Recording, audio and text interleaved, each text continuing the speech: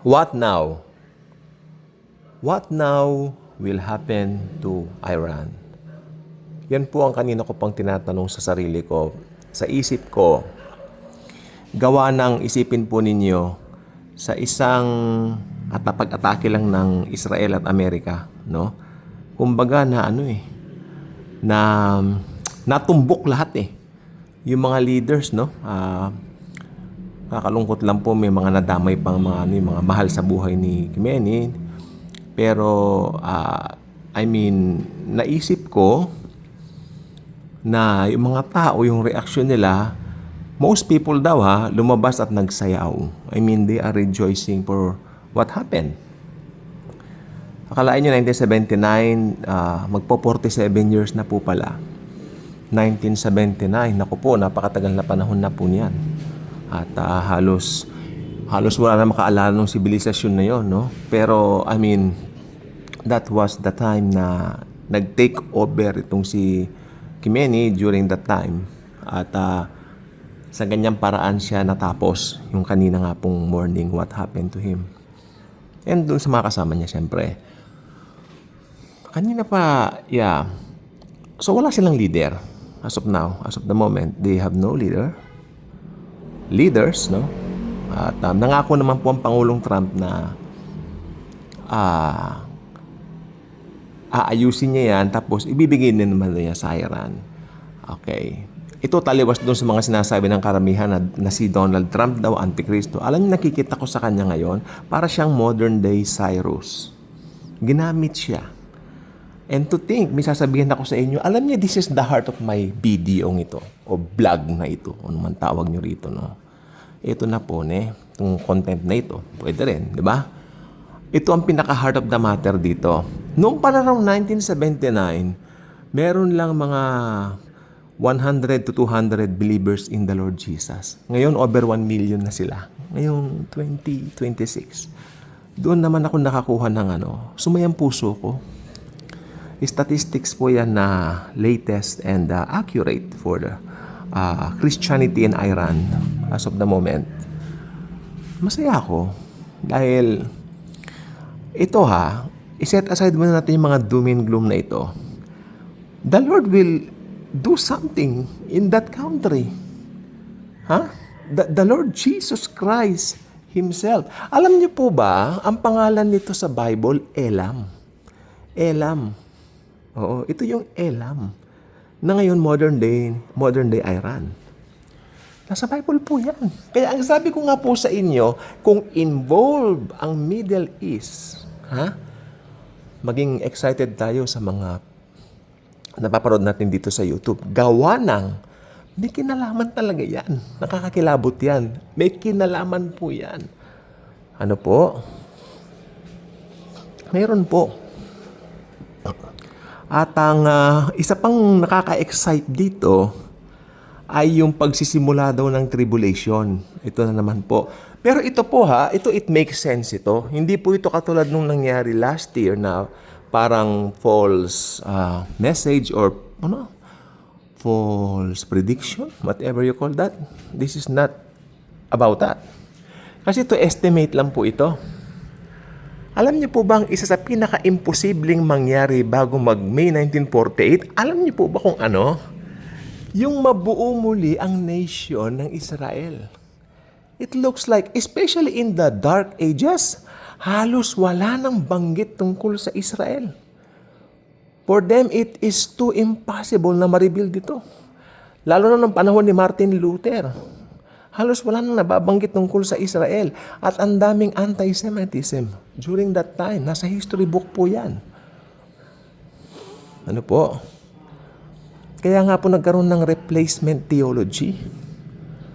Which is, hindi ako agree kasi maraming mababago sa mga accurate na prophecies kung paniniwalaan mo yung replacement theology na yung Israel daw pinalitan na raw ng church. Ganito po yan, makinig po mabuti. Ingatan po natin yung mga salita natin. Hindi po yan about replacement. Meron lang po siyang dispensation. Kaya we really need to use the terms na talagang ginagamit. sa pag-aaral ng Bible. Para walang kaligaw doon sa mga nakikinig. Kawawa naman sila. Wala pa nga silang alam, liligaw mo na. Maawa ka naman, di ba? So, the term there is proper dispensation. Amen po ba? So, ganun po yun. Meron lang po siyang proper timing sa bawat isa. At hindi po pinalitan ng church ang Israel. Magkaiba pong entity yan. Two different entities. Huwag tayong mag-assume na pinalitan dahil hindi po. Magkaiba po yan. Ganito po yan. May original plan ng Lord sa redemption. Alam naman natin yan. Okay. Dumating ang Diyos, naging tao, 100% God, and then 100% man at the same time. Ang tawag namin doon sa Bible School, hypostatic union. Ayan. Kung mag-enroll kayo sa Bible School, no? Kung nakadami akong enroll dyan, hindi naman po sa pinagmamalaki ko yung mga yon, no? Madami tayong mga certificate na nakatapos tayo ng maraming Bible School. Pero itong gusto ko naman sabihin, hindi lahat ng napag-aralan ko sa Bible School na a-apply ko sa ministry ko ngayon. Dahil iba doon, nakalimutan ko na. Amen po ba? At mas nagdidepende ngayon ako sa flow ng Holy Spirit sa akin. Pero don't get me wrong, binabasa ko yung mga notes ko. Inanay na nga yung iba naanay na Pero yung salita ng Diyos na naipunla sa atin, hindi maaanay. Palakpakan natin ang Panginoong Yesus. Ba't ba tayo napunta sa anay? Termites. Bakit ba tayo napunta ron? Yun, yung sa magba-Bible School lang po kasi. No? Hypostatic union ang tamang term. 100% God siya and 100% man. Nagkatawang tao. Perfect. Perfect yung plano ng Diyos. Pero, sa kasawiang palad, nireject siya ng mga kababayan niya. Always remember, Jesus Christ was a Jew sa kanyang human form. Siya ay Hudyo. May nagtanong nga sa akin magaling yung bata nagtanong, Pastor, sabi niya, nakita ko ba si Jesus sa langit? Sabi niya, Hudyo pa rin siya. Napaisip ako. Oo, ako. Dahil hindi ko pinag-iisipan dati yun Hudyo pa rin siya. He's a Jew. Hudyo na makakapag-Tagalog kako kasi si Jesus alam niya lahat ng Hudyo na makakapag-Chinese. Hudyo na makaka-English, syempre. Hudyo na makaka-Japanese. Hudyo na makakalahat ng lengguwahe. Kapampangan, Ilocano, Panggalato. Kaya ni Jesus siya. Hudyo siya, pero kakausapin niya kasi mga local language niya. Ganun po yun. Hindi siya nagbago. Pero sa kanyang pagiging Hudyo, nagkatawang tao siya. Diretso na po tayo sa pinag-uusapan natin. Nireject siya, di ba? Nireject siya ng mga kababayan niya. Kaya nung namatay siya sa cross, hindi nila siya pinaniwalaan. Actually, nag-imbento pa nga sila, binayaran pa nga nila yung mga guards doon sa kanyang libingan para palitawin na ninakaw doon ng mga disciples niya yung bangkay niya. See? Look at that. At ang sabi ng Bible doon, kung babasahin nyo yung tala doon, at hanggang ngayon, yan ang umiikot na sirkulasyon na usap-usapan sa mga Hudyo. Meaning sa bansang Israel. Therefore, natigil ang time clock sa kanila. Dahil nireject nila ang Diyos na nagkatawang taong si Jesus, pumasok ngayon ang kaligtasan sa mga Gentiles. Tayo po yun. Amen po ba? We are Gentiles, remember, and I'm very proud to be a Gentile believer in Christ, being corrupted and yet well-loved by Jesus Himself. Okay? Pero, nahinto lang yung sa Israel. I'm not saying pinalitan sila. Dahil ang Diyos, pag nangako po tapat si Jesus, ang pangako ni Jesus, tunay at totoo. Salita mo, tapat at totoo, lahat ay nasa iyo, sapat sa buhay ko, salita mo ay nararanasan ko. Oh yeah. Totoo yun. Kaya nangyari po yun. Dahil lahat ng salita ng Diyos ay totoo. Nireject nila si Jesus, kaya pumasok po sa mga hentil ang kaligtasan through the preaching of Paul. Pablo. Si Pablo ang ginamit niya sa mga Gentiles. Kaya ngayon, nasa church age tayo. Hindi ko na kailangan pang elaborate yan. Batid nyo na yan eh. Diba? Matatalino kayo eh. Lahat ng mga ka-good vibes matatalino. Lahat ng mga daily good vibers matatalino. Dahil ang Holy Spirit sumasa kanila. Tama ba? Mga ka-good vibes, tama? Be proud na ka-daily good vibers kayo. Okay? So, yun.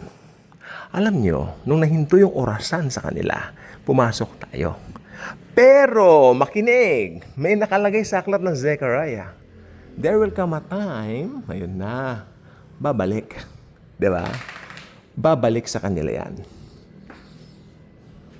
Malungkot lang kasi tatanggapin nila ang Diyos na nagkatawang taong si Jesus pagkatapos ng tribulation. They have to undergo tribulation in order for them na maliwanagan. It's so sad. So sad. Ikaw pala ang Diyos na nagkatawang tao pero nireject ka namin. As iiyak sila. Ako nga, kanya. Pero mahal ko kayo. Mga nilalang ko kayo. I love all of you. Then iiyak sila kay Jesus. Parang si Joseph, nagpakilala siya sa mga brothers niya. I am Joseph, your brother, na ibinenta niyo dito sa Egypto. Pero sabi niya, merong purpose ang Diyos. Kaya nangyari ang lahat. So, ganun din para sa kanila. Amen po ba? So ngayon, ito na pong gusto ko sabihin. Kailan ba naibalik ang mga Hudyo sa kanilang lupain? Ha? Ano? 1948. Okay, 1948. 1948.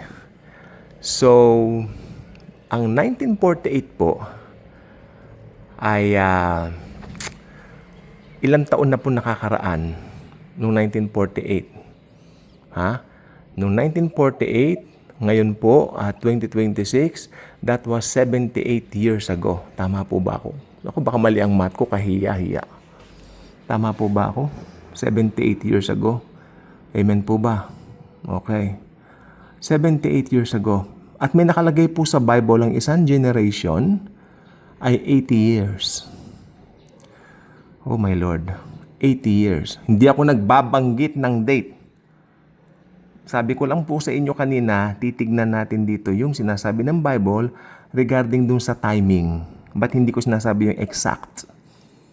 19, tama ba yun? Ako baka mali-mali sinasabi ko, nakakahiya po sa inyo. 1948 to now, di ba 78 years? Tama. Oh, 78 years po. So, ilang taon na idadagdag natin bago mabuo ang 80? 2 taon. So, 2028. 2028. Yan po ang takda ng isang generation. Amen? Sabi ni Jesus, sa kanyang this generation will not pass hanggang hindi nagaganap ang mga ito. Hindi po yung generation nila, kundi yung generation right after nung mabuhay siya. Hindi po ba? So, hindi. Generation simula nung makabalik ang Israel sa kanilang bansa. Magkaroon ulit sila ng sarili nilang bansa. Yan po ay 1948. At ang isang generation po ay 80 years. At sabi ni Jesus, hindi matatapos ang generation na to. At matutupad ang lahat ng dapat matupad. Again, matatalino kayo mga good vibers, right? Walang signs ng rapture. Amen po ba? Okay? Pero punong-puno ng senyales ang second coming. Yung mga sinasabi ko sa inyo, senyales ng second coming. Maraming lindol, yan, yung mga nangyayari po kanina, yan, isa po yan sa mga senyales. Punong-puno, marami. May blood moon tayo sa susunod na araw, sa 3rd March. Pero yung sinasabing blood moon sa Joel, mangyayari yun sa Great Tribulation. Paano po? Huwag kayo makonfuse. Pero, karamihan po nang yan, yung mga kayabangan ng tao, yung mga pride, masyadong magiging mapagmahal sa sarili, maibigin sa salapi. Ito po ay senyales na ng second coming. Sa huling panahon, ito na po yun bago dumating yung second coming. Hindi ba naisip? 1948 to 2028, 80 years. 2026 na po tayo. Hindi sinasabi doon na eksaktong 2028, pero ang sinabi lang doon sa isang generation na yon, hindi matatapos yung generation na yon. Ibig sabihin, hindi matatapos yung 2028 na yan. Baka mag-second coming o baka dumating na yung dapat matupad. Ano po ba yung dapat matupad bago mag-second coming? Rapture. Diba? Rapture. Sabi nila dati, connected daw doon sa Rosh Hashanah. Hindi po ang rapture po, makinig, hindi yan connected sa anumang pista ng mga Hudyo dahil ang rapture panghentil. Amen po ba? Huwag na tayong, hindi makakapapil ang mga Hudyo dyan dahil panghentil yung rapture. Amen po ba? Oo. Kaya bago matupad ang mga yan, bago matapos ang 2028. Kaya I believe, relax na lang tayo. Kasi, naniniwala ako sa salita ng Diyos. 78 years ago na yun. May 2 years pa bago mag-2028. Ano? To be exact, May 2028. Hindi ko sinasabing rapture. Sinasabi ko 80th. Ng alin? Ng pagkabalik ng Israel sa kanyang tahanan. Lupang tahanan. Ang Israel, siyempre, saan pa? Okay? So, yun lang. Isa lang. Be excited to meet the Lord Jesus. Malay mo, mayang gabi na. God bless.